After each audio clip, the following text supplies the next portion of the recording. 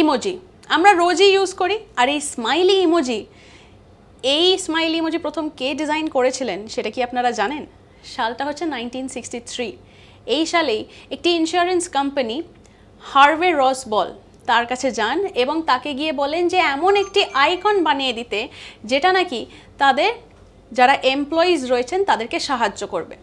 কি না, এই ইমোজি বা এই আইকনটির মাধ্যমে তাদেরকে এনথুজিয়াজম দেবে বা তাদেরকে উৎসাহ দেবে, তাদেরকে মনটা মানে যখন খুব স্ট্রেস থাকে কাজের মাঝে তাদের মন যাতে হালকা হয়, তারা বেশ যাতে ফুরফুরে মনে কাজ করতে পারে, সেই রকম একটি আইকন বানিয়ে দিতে।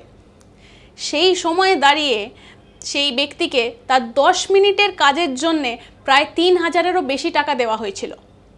এবং একটি ইন্টারভিউতে সেই ব্যক্তি মানে যিনি ডিজাইনার ছিলেন তিনি বলেছিলেন যে আমার হাতের সামনে আর কিছু ছিল না, যে একটা শুধু হলুদ চকচকে একটি কাগজ ছিল।